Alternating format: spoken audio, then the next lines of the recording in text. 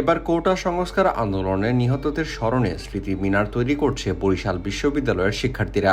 সম্প্রতি কোটা আন্দোলনে নেমে বরিশাল বিশ্ববিদ্যালয়ের শিক্ষার্থী আবু সাঈদ সহ দেশের আরও কয়েকজন শিক্ষার্থী নিহত হয়। আর তাদের স্মরণেই বরিশাল বিশ্ববিদ্যালয়ের প্রাঙ্গণে তৈরি হচ্ছে স্মৃতি মিনার। 1971 সালে শহীদদের স্মরণে স্মৃতিসৌধ তৈরি করার পর বাংলাদেশে হয়তো এই প্রথম কোটা আন্দোলনে যারা নিহত হয়েছেন তাদের জন্য স্মৃতি মিনার তৈরি করছে শিক্ষার্থীরা। 1972 সালে দেশে প্রথমবারের মতো কোটা ব্যবস্থা চালু হয়। এর আগে 2018 সালে কোটা ব্যবস্থা বাতিলের জন্য শিক্ষার্থীরা বিভিন্ন বিক্ষোভ এবং কর্মসূচি পালন করে, যা 2024 সালের চলতি মাসে আরও শক্তিশালী হয়। চলুন জেনে নেওয়া যাক বাংলাদেশের কত শতাংশ মানুষ কোটা ব্যবস্থার আওতাভুক্ত আছে।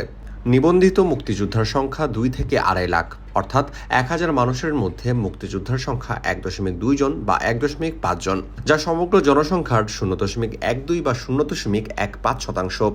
0.12% মুক্তিযোদ্ধার জন্য কোটার পরিমাণ 30%, যা হাজারে রূপান্তর করলে দেখা যায় 1000 জনসংখ্যার মধ্যে 1 থেকে 1.5 জন মুক্তিযোদ্ধার জন্য কোটার পরিমাণ 300। বর্তমানে বাংলাদেশের বিভিন্ন সরকারি চাকরির ক্ষেত্রে 55%-এর বেশি কোটা রয়েছে, যার মধ্যে মুক্তিযোদ্ধা কোটা 30%, জেলা ভিত্তিক কোটা 10%, নারীদের জন্য 10% এবং ক্ষুদ্র নৃগোষ্ঠীর জন্য 5%। তবে নিয়ম অনুসারে এইসব কোটার যোগ্য প্রার্থী না পাওয়া গেলে 1% প্রতিবন্ধীদের জন্য বরাদ্দ রয়েছে।